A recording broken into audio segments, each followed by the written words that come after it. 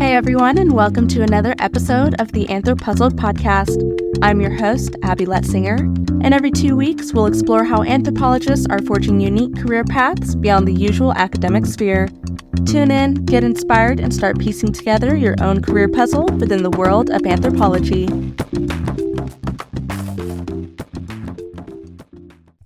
On today's episode, we have Alex King.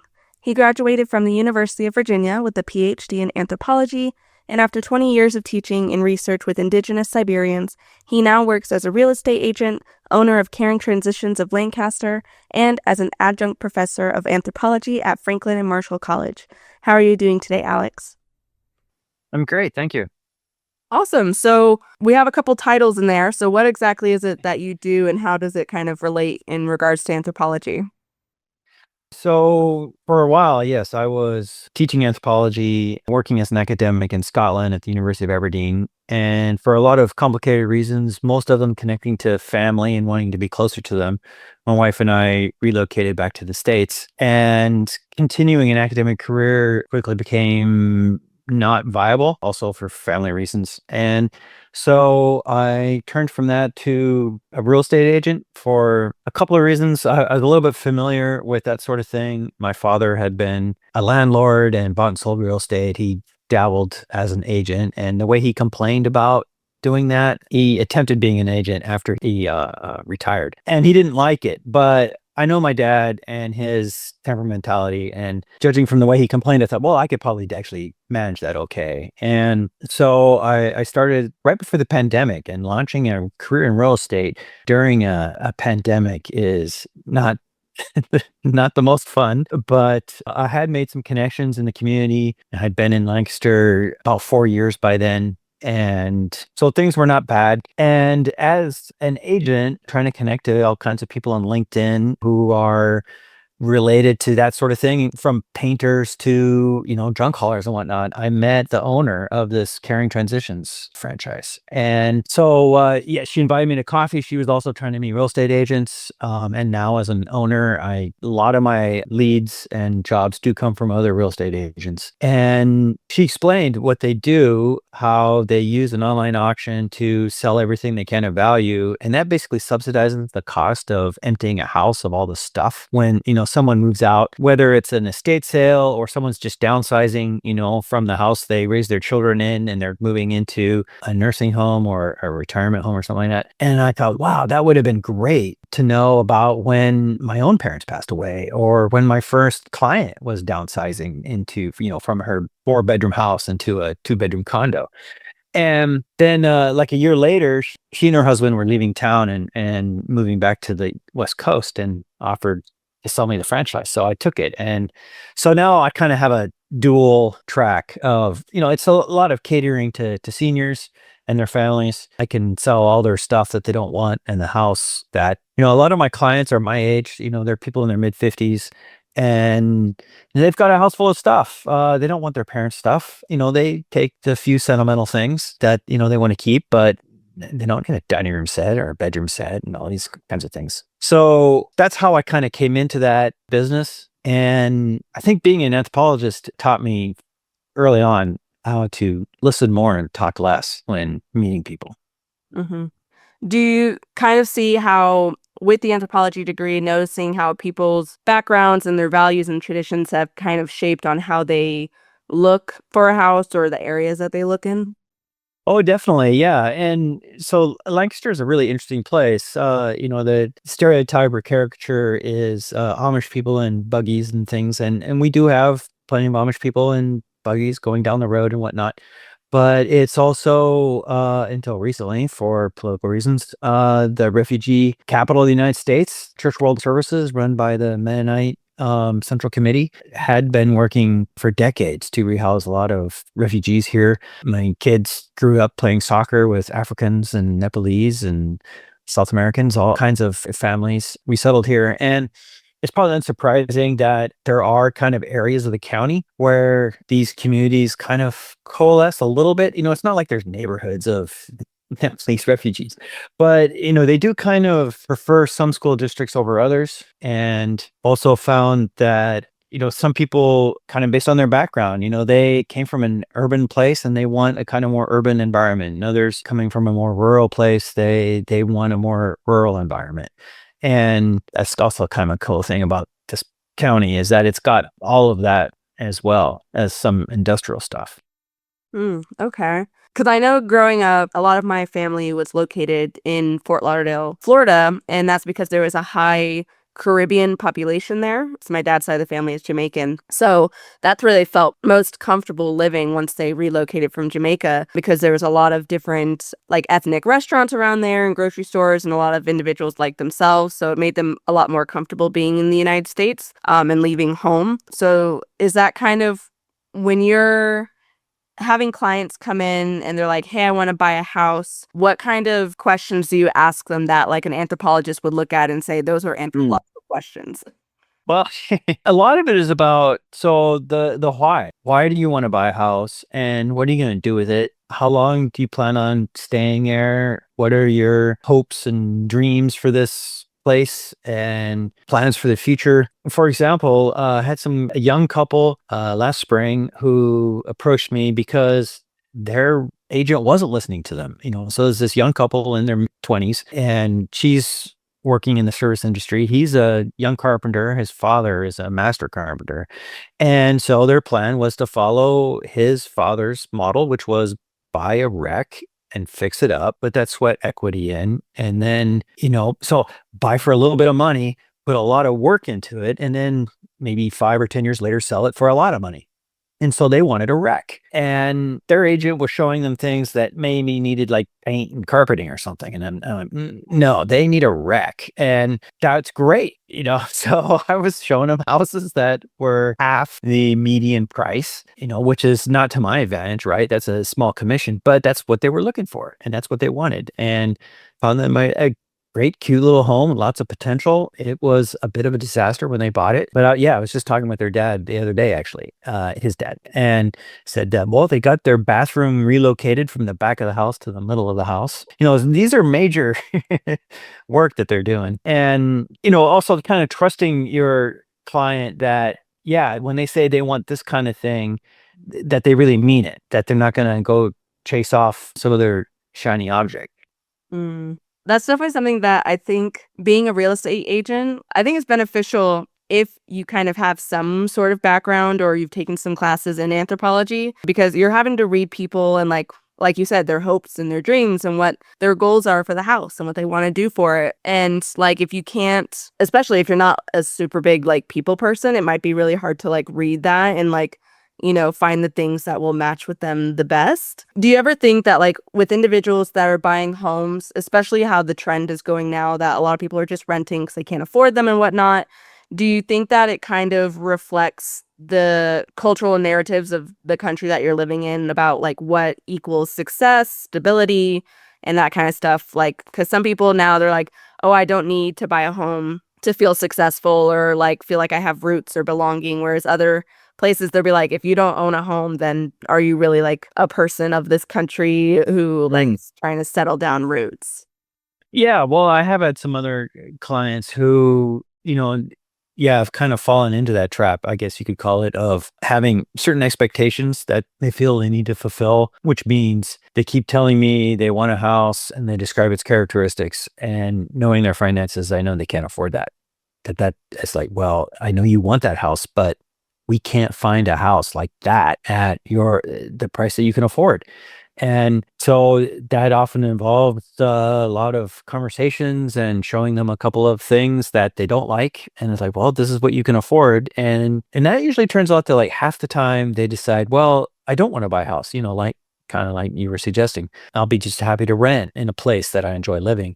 And then the other half are like, well, okay, why do I want to buy a house? And that comes down to, I've got other plans. This is not going to, the first house I buy is not going to be the house I die in. And I want to, there's reasons that are good to own a house. Like you can do whatever the hell you want with it. You got pets and whatnot. That's never a problem. And then also it's a great way to save money without thinking about it, right? You just pay your mortgage and then that's, building that equity. And after 5-10 years, you've saved a bunch of money, as it were, in that investment. And, there's people thinking about that too. Although sometimes I have clients also talk a lot about the investment value of their house. And those are the ones I kind of also then put the brakes on. It's like, well, a house is also a liability. It's not an asset because when things break, you got to fix them, taxes to pay, so that's the other thing, having to listen to people in the way they're talking and thinking about how, which way are they leaning, what kinds of things so I need to describe the pros and the cons of owning a house or this or that neighborhood. Talking about neighborhoods is a very touchy subject because, real estate agents quite rightly have been associated with all kinds of nefarious things like redlining and steering and block busting and whatnot, which are, for people who don't know those technical terms, it's basically being mean to people of color so that they don't live in nice places, in a word.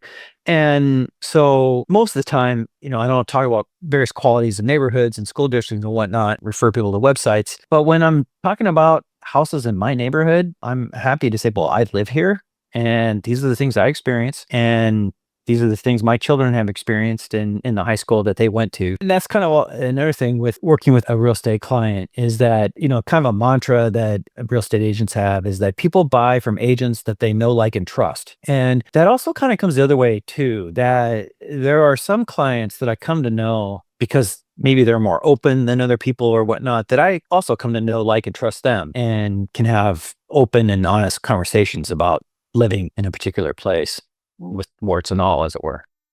Now, do you kind of see trends happening, like people pushing the American dream of owning a house is important, depending on the cultural backgrounds of the communities? I have to say, not really. Those trends really vary based upon economic principles connected to the community, the locality, and that's the other thing too. Like I have to often tell real estate clients, whatever you read in the news about real estate is wrong because they're telling you national statistics, and there is no such thing as a national real estate market.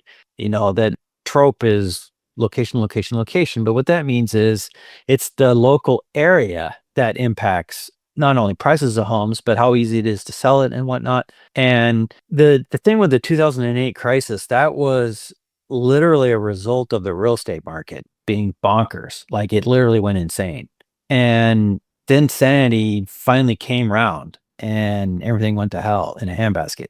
But the good news was that Congress passed some major legislation changing the rules of the game. And, talking to colleagues who were in the business before then, they were talking about, yeah, literally all you needed was a pulse and be able to sign a piece of paper and you could get a mortgage. Nowadays, yeah, you got to cough up all kinds of documents proving you make what you claim you do. And so I don't see that kind of bubble happening. What we did have, though, from those low mortgage rates due to the pandemic in 2021, 22, 23 was a huge surge in interest and then in prices and then in values. And so what we're sitting in now is not that houses are overpriced, but a lot of people are priced out of being able to buy a house. So another way of phrasing that is affordability is an all-time low in many parts of the country. And I think that's also true where I live. There's a lot of people here who would like to be able to buy a house, but they can't afford it because of the double whammy of prices having gone up a lot in the last 5 years and current mortgage rates making payments unaffordable, which is also a problem for me then, because that means not many people are buying houses. There's just not a lot of houses for sale. There's not many people buying them. So that means there's not a lot of transactions for me to help with, or the other 1,400 real estate agents in Lancaster County. So, with that kind of issue that you're having, not a lot of people can really afford buying a home these days. Is that why you work as an adjunct professor for Franklin and Marshall College? No, quite honestly, I do that for fun. They do pay me, but anyone who's adjuncted knows you're going to struggle paying the mortgage on what an adjunct makes. And that's not to say anything bad against Franklin and Marshall. They've been really nice to me. I've always been grateful. I have to say they kept me out of my parents' basement because that was plan B. I left my job in Aberdeen and then I got a year buyout because they were having a financial crisis. So I had then a year, and that turned out that, yeah, a year's salary is about all I could spare for a year. to find a job somewhere else. And really at the 11th hour, Franklin and Marshall offered me a 2-year post. And so I moved my family here, literally instead of moving my family into my parents' basement, which that would have been pretty bad for lots of reasons. At the time, I got along great with my parents, but no one wants to be in their mid-40s moving your family with 2 kids into your parents' house. So anyway, yeah, I just love teaching, and I love, working with students and continuing to be engaged with Indigenous studies and Kamchatka, Russia, and where my research is based in the Arctic areas and whatnot. So that's why I adjunct at Franklin and Marshall. But yeah, so the lack of business in real estate is made up with owning this caring transitions business, because that people are always needing help with their parents' stuff. Oh, yeah. I definitely understand that because we've, downgraded my aunt and my dad, and, they've always got so much more stuff than you realize they have. And you're like, well, what do we do with all of this? We don't need 3 new bed sets. Like, we already have enough for our house. Yeah. So, with you working or owning the Caring Transitions, do you guys partner with a lot of like local, like donation stores, like Goodwills or anything like that for all that extra stuff that people have and don't want? Yeah, we do keep Goodwill supplied. There's a local sort of mini chain, I guess you could call it Community Aid, which is a small chain of thrift stores in this area. A couple other places, Jubilee, whatnot, just to name some of the ones that have a big presence in southeastern Pennsylvania. And yeah, we're taking carloads and truckloads of stuff there. There's one Goodwill in particular where I really like going there with my pickup truck full of stuff because they're so happy to see me, and they're very cheerful. Where there's another store kind of further to the south and the east where people there seem a little grumpier, they're not as much fun to talk to. Well, do you have any advice for individuals who are going through those transitions but might not have like a company like yours around? Yeah, because we've got plenty of competitors as well. And that's where the internet is your friend. But a key thing is furniture. Your grandma's antiques are not worth any money. And so the furniture is really a liability. So, for example, when my brother and I and my sister-in-law were clearing out my father's house after he passed in end of 2020, we were taking carload after carload to the Goodwill, including things like the last Christmas ornaments my parents bought when they first got married in the early 60s. That was a mistake. Instead, we hung on to the 4 bar stools. They were like Amish made bar stools, and my parents paid like $1,000 each for these things. Those brought in like $10 each. Where if we had like donated the bar stools and sold the Christmas ornaments, we would have made a lot more money. So it's old Pyrex. It's kind of weird what is fashionable, meaning it brings in a good price these days, but it's not furniture, and it's more likely to be whatever decor, knickknacks, things that your parents or grandparents have from the 50s and 60s. That's what people are excited about these days. Interesting. It depends on where you live and how that selling market is. It definitely varies place to place. Because I think culture kind of plays a role in that.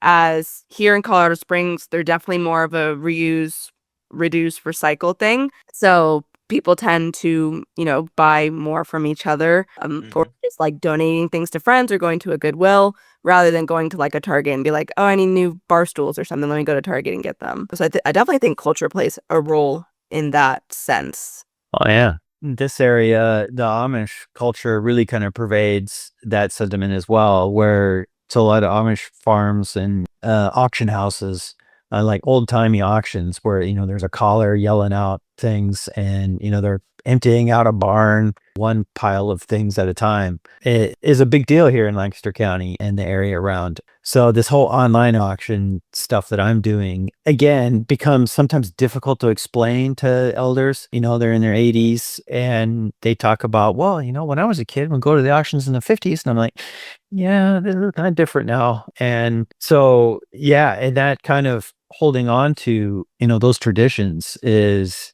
very important to people. Yeah. Now, why did you get into anthropology? Like, what kind of led you into originally that career path and then into real estate? Yeah.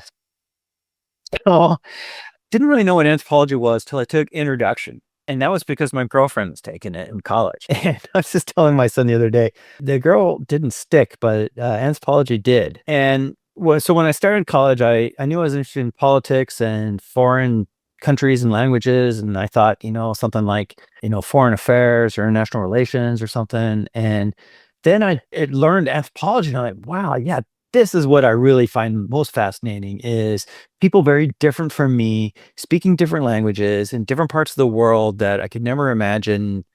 People who aren't on the news. Those are the people I find the most interesting. My teacher, for intro, he had done research with Cree Native Americans in Manitoba, Canada, and in the 70s. And so he was talking about his adventures with fur trap lines and hunting deer and all that kind of stuff, and the way people talked about and their beliefs connected to that, like, wow, this is like nothing I've ever imagined or heard of. And so that's what really excited me about anthropology. And then after graduating college, through some connections through that college, I was able to find a job teaching English in Eastern Berlin in 1991, which the wall fell in 1989. Germany became a united country in 1990. And so Eastern Berlin was still very Eastern in 91 and 92. And teaching English in kind of the equivalent of a community college, in hindsight, those were the most motivated students in the history of humanity. So these were people aged 25 to 55 who needed to learn English yesterday to get a job or keep a job. And they just wanted more, more, more, more. And here I'm a native speaker, and they're so excited, like, wow, a native speaker, just, give us more homework, let's just talk more English. And I thought, wow, this is really exciting. And then in October of 92, the department head said, hey, Alex, well, it was kind of a little bit before then, but it was for that semester. She said, so it's the 500th anniversary of the whole Columbus thing. I think it'd be kind of neat if you could do something connected to Native Americans. And I'm like, you bet it would be. And so I got to teach my first anthropology course. It was just kind of a introduction to Native Americans. And I had just 4 students in that class, but they were former exchange students. It was 2 girls who had been high school exchange students to the United States and 2 very young men. They were about my age, 23, 24, who had been college exchange students to the United States. So they all spoke pretty well. And so I had them reading some things about the Iroquoian Confederacy and other things, Northwest Coast potlatch, and, just kind of like greatest hits of famous aspects of Native American culture and history. And when I was talking about how Tlingit people in Southeast Alaska have the name, it descends through the female line. I noticed this one girl, she was like 17 or 18 years old, and she's like, wow. So the name could go through the woman, like I could give my name, and it was just like I could watch her mind just kind of exploding. And I thought, wow, yeah, this is great. This is what anthropology does. It gives people a perspective on the world and humanity that they never imagined. And so that's what really excited me about going to graduate school and getting a PhD. I decided on Russia. My dead girlfriend and now wife of 30 years was a Russian literature major, and I was kind of interested in the Western Pacific, thinking about Japan. And she's like, well, I want to continue going to Russia. And I'm like, well, okay, there's indigenous people in Russia. And so that's how I ended up focusing on studying indigenous people in Kamchatka, Russia then, and did PhD research in the 90s. And in 2013, I was able to go back with the whole family, 2 boys and everyone, and do some more linguistic research, recording the last generation of fully fluent speakers of the heritage language there. Wow. I always think it's so cool when individuals are like, oh, I went to so and so country, met so and so people, and was able to record their language. Because there's so many languages that are going extinct now because all of the native speakers and the elders are dying off, and it's not getting passed down into generations. So I always applaud individuals who are taking the time to try and preserve those kind of cultures and traditions and languages. But do you have any advice for individuals who might want to get into grad school in the field of anthropology? Well, I guess the two key things is you need a fairly specific plan. Like, what are you going to do with that degree? And so, for example, my ambition was I'm going to get a PhD in anthropology and then teach maybe in a community college or some, small university, whatever. I didn't have great ambitions to go to University of Chicago or something like that, which was realistic. And I kind of was able to do that for a bit and left it for personal reasons. I could still be teaching in Scotland. My first job was actually at Chico State in California. And actually, if I had stayed there, I probably would have lost my house because, the campfire burned down Paradise, California. That a lot of Chico faculty and my mentor. She had long retired and moved away, but her house was in Paradise when I was there in 2000. 2000. That's a while ago. But yeah, so have a plan. Of course, PhD, graduate degrees, there's not just for academic, there's lots of professionals reasons to get into that. I have lots of colleagues that work for companies like Lowe's and do consulting for Nike and things like that. So, but have a plan. And that also has to be an economic plan. So I decided I wasn't going to I needed a full tuition waiver or I wasn't going to do a PhD. And basically, it came down to Duke and UVA, and Virginia offered me more money. Also, they seemed a lot friendlier. I just had a good vibe when I visited Virginia, and I never regretted going there. But yeah, I wasn't paying any tuition. I wasn't making it much money either. The stipend was like $10,000 or $12,000 a year in 1993, four. So rent was like $450 a month. So it's covering rent and groceries and then a little bit more. But yeah, I've met people who racked up $100,000 or more in student debt getting a PhD, and I wouldn't recommend doing that. I feel like having to rack up that much debt to attend school is dumb. I think that higher education should be a little bit more accessible, but it's understandable for individuals who are going into like being doctors and their life, they got to do residency and like 10 years of college, and that is understandable. For an anthropology degree, not so much. Like, yeah, there's really cool things that you can do with it and whatnot, but I definitely agree having a plan and being like, does the career that I actually want require me to have a PhD or is a master's sufficient? Or like how much higher can you get with a PhD than you can with a master's in whatever field you're working in? Now, do you feel that because of going into anthropology, it's broadened your own perspective on how you view the world? Oh yeah. Yeah, definitely. And the kinds of things I've seen and experienced and the people I know because of my anthropology career, I can honestly say some of my best friends in the world are in Kamchatka. And, the people I trust with my life, all my money, my children, and, I have done those things. And, you know, dear friend actually named their youngest daughter after my wife. No, so these are very close friends, and just having that kind of very tight, intimate relationship. It's hard to describe because it's not like the people you grew up with, right? I'm talking about people who are totally different from my own experiences, but we just kind of bonded over a love of learning and an interest in kind of each other's cultures, as well as, and also a dedication to, Koryak language and stories of the elders and things. And so one of the things that I just now find automatic is that I assume people are not like me. And I don't think that's typical. I don't think most Americans assume this other person I'm talking to right now is not like me. I meaning, and I mean that in a generous way. Uh, I mean, they're not like me. So they don't assume the things that I assume are good, normal, preferable. So I ask questions, what do you want? What do you like? Where do you want to sit? It's just, I was actually just having lunch with a guy and do you want to sit outside? And he's like, oh yeah, yeah. And I'm like, oh, that'd be great. And he's like, do you mind sitting in the sun? And I said, well, I'm happy sitting in the sun if I get out of my back to the sun. And he's like, that's fine with me, which I found bizarre.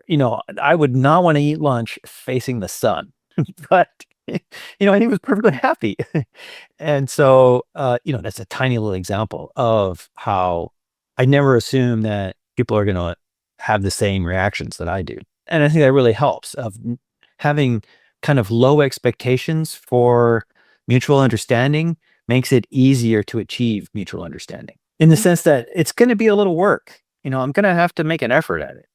Yeah, and I think that's what a lot of people are missing out nowadays is the effort that it takes to build relationships and friendships and understanding people who are different from you because everything is so polarized these days that some people might think it's scary to interact with individuals who are not like yourself. They might not know how you'll react to different situations and experiences and all that kind of stuff. But I think honestly it adds more value to your life the more diverse your friend group, background, all that kind of stuff is. Oh yeah, yeah. And then also looking for points of mutual understanding when people are not like you. Like, I've got 3 neighbors on my block that I know voted for Trump. We don't talk politics. I talk about children, pets, houses, cars. There's tons of things to talk about with your neighbors. And, it doesn't have to be, about national politics every time you say hi to your neighbor. Now, before we get to our final 4 questions, is there anything we haven't discussed today that you would like to let the listeners know about? Well, I guess the kind of one last thing about going to graduate school is I remember learning a long time ago that for PhD students, the single biggest hurdle is actually the PhD, that more people drop out of PhD programs after they've done everything except write the PhD. And I've also met several people like that they did everything, and including going to faraway countries and doing field work and all that, and then coming back and they just can't write that PhD. So I think that's also a good thing to keep in mind. If you're thinking about a PhD program, it's nothing like you've experienced. The first couple of years, yeah, there's classes and stuff, but then you got to write a book. And if you don't like writing books, you're not going to do well unless you know how to struggle through writing the book that is your dissertation. You have to just kind of, in the army, they say embrace the suck. And I have kind of a love-hate relationship with writing. On the one hand, I love to write, but on the other hand, I kind of hate doing it, if that makes sense. Like, oh, this is really great. But I don't know. It was like was a Nicolas Cage movie. But anyway, adaptation, where he's a writer, and he starts writing and then he's like, oh, if I write a page, I can have a muffin. And I'm totally like that. It's like there came a point where I had to force myself, like, okay, I will write every single day on my dissertation every single day. And no matter what happened, I was at my in-laws' house for Christmas and I'm like, I'm sorry, I need to go for a little bit. And I got a page and a half written. It's barely anything, right? But it was still, I was making those little steps and it kind of hurt sometimes. Yeah, I had a friend who is getting her master's in maritime archaeology, with a focus on Egyptian watercrafts. And like every day I talk to her, she's just like, yeah, I gotta work on my thesis. I'm just like, you've been working on your thesis like every day I talk to you. And she's just like, I have to. Otherwise, I'm gonna wait until the last minute and be like, crap, now I gotta write like a 50 to 100-page paper and before sources and pictures and graphs. And I'm like, that's disgusting. Like, that's the whole I'm like, I'm not gonna get a master's unless someone pays for it. But it's also because I'm like, I could not just sit there and write a paper like every single day and like trying to build up this one big thing. Because writing like a 20-page paper for one of my classes about me, that was hard enough. Writing it about something else, no. Yeah. It's not easy. Definitely. Yeah. Definitely have to have very good time management skills and not suffer drastically from executive dysfunction in making decisions on doing that. So yeah, I think that's something that people aren't aware of. Like my sister, she was talking about going to get a master's. I'm like, you barely survived getting your bachelor's, and there's going to be a whole lot less supervision getting your master's. Are you going to be able to do it? And she's like, I didn't think of it like that. And I'm like, yeah. On the other hand, whether it's a master's or a PhD, that big piece of writing, that is you. You can pick whatever you want, right? So pick something you love. You want to eat, sleep, and Yeah. drink it, 24/7 and talk about it to your friends. That's Right. fine. I actually found my friends mildly amused as I was talking about my dissertation. But I had as I was writing, doing most of the writing, in some ways it was kind of ideal because my wife is in architecture school. So we were living in Berkeley, California, and I was able to internet stuff. I could email things, chapters to my supervisors, and they would email back comments and things. So that worked out. And then I would fly back a couple times a year for visits. But being somewhere else with people who weren't, again, like me, like, they're architecture students, so they're building shit and they're drawing stuff and whatnot. And I'm writing. And then, we're at a party on a Friday night or something, and they're talking about things that they're drawing and building, and I'm talking about things that I'm writing, and they were interested. It's like, oh, well, this is different. And that was actually helpful. Like, oh, I'm not doing stuff that's totally tedious and stupid. You find this interesting? That was also kind of help, keeping me going. Now, for anybody who's like interested in getting into real estate, do you have any piece of advice that you'd offer to them? So, yes, step one, be prepared to earn zero money for the first 6 months. And that is definitely true because real estate is 100% commission. And after you get your license, which is actually a very small hurdle, particularly for like this audience, it will take probably about 6 months for you to connect to enough people to find someone to trust you to sell their house and for them. My first client was, a member of the anthropology faculty at Franklin and Marshall. And I still have actually contacts from Franklin and Marshall as clients, but it's brutal. Yeah. The first year I made like $25,000. And then the second year it was more like 45, which is now kind of survivable. But if I didn't have a spouse who was, in a regular W-2 job with healthcare benefits and all that kind of stuff, that would have been terrifying. Yeah. Especially having children. Yeah. Yeah. In this economy, yeah. Yeah, and I've found a lot of people get into real estate in their 20s Mhm. when they've got nothing to lose, and that's always good. Or they're like me. They've got a partner who can, make sure the mortgage gets paid or the rent gets paid and, can kind of scrimp and save while things are kind of taking off. But it takes a good 2 or 3 years to get to a place where real estate agent income is at all reasonable or regular. Mm. So I'm assuming networking is very, very important in the real estate business. It is. Yeah. I see all these things like you don't have to be an extrovert to be a real estate agent, and real estate networking for introverts. And I just think, thank God I'm not an introvert. Because, yeah, I just love talking to people. And that's really what you need to do. And that's what my father hated doing. That's fair. I don't think I could ever be a real estate agent only because I prefer stability of like knowing what I'm getting paid every week, every 2 weeks or whatever, and also not having to worry about like what's the state of the economy. Are people buying houses? Are they not buying houses? And that fluctuates depending on the administration. And so too many variables that I'm like, and I'm also an introvert, so that doesn't help either. So now, are there any changes that you'd like to see in your industry? Well, I don't know. On the one hand, yes, which, it wouldn't be bad if that licensing requirement were, say, just as strict as it is to be a cosmetologist. So to like cut people's hair in Pennsylvania is a bigger hurdle than to sell houses. And that's kind of a problem, I think. My wife is an architect, and watching her study for her licensing exams, which were six, like 2 or 3 hour exams that were just huge, difficult. Of course, she also talked about studying for the exams, and she was going with this one program where the guy was talking about on video, like, oh, yeah, and then this happened, and a bunch of people died, and that's why now we're required to do this. And I'm like, yeah, not a lot of people die in real estate mishaps, but they can lose a lot of money. It is the largest purchase of most people's lifetime. So yeah, that's kind of the one thing, and maybe that's also because I'm an academic and I'm not afraid of big tests.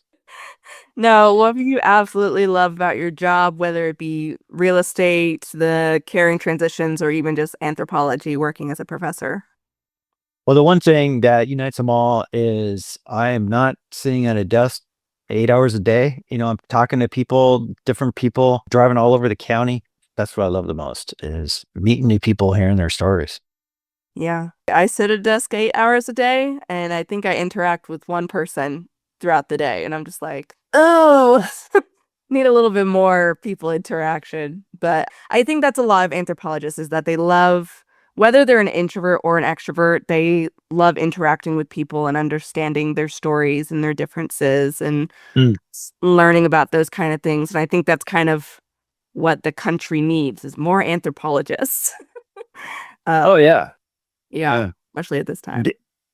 That's also kind of something I guess it would be great if we could get 100% of college students to minor in anthropology. Like, not major, I realize people want to major in other things, but you could just take a minor in anthropology. That would be Yeah. great. Or even just teaching it earlier in like elementary school or high school and exposing more individuals to it. Because like you, I didn't know that anthropology was a thing until I was in college and I took an intro to anthropology class. And I'm like, this is a lot more fun than my intro to accounting class. So awesome. But where can listeners learn more about you and what you do if they wanted to get in touch? So, yeah, if they want to get in touch, I do have a website connected to my research called koryax.net. And that's spelled Koryaks. I'm on LinkedIn, Alexander King. And so, yeah, LinkedIn and my website are probably the best places to find me. Okay, perfect. Well, I had a fantastic time talking to you today. I never thought I'd actually talk to someone who does real estate and anthropology. I never connected the dots that those things could be connected. So hopefully that gives students another option of a career they can pursue while, still having an anthropology degree and using it. So thank you so much. Yeah. Well, thank you. Yeah, this has been a fun conversation. I hope you have a great rest of your night. Thank you. Thanks for listening to another episode of AnthroPuzzled. This show was produced by me and distributed in collaboration with the American Anthropological Association. A special thanks to Cheyenne Brewer for editing the website, L. Akers for the incredible logo design, and to AnthroPuzzled's intern Fiona for the episode descriptions. The music is courtesy of Chad Crouch, aka Poddington Bear of Sound and Picture. If you have any questions, you can reach me at abby.letzinger@anthropuzzled.com or as AnthroPuzzled on Instagram, Facebook, and YouTube. Until next time.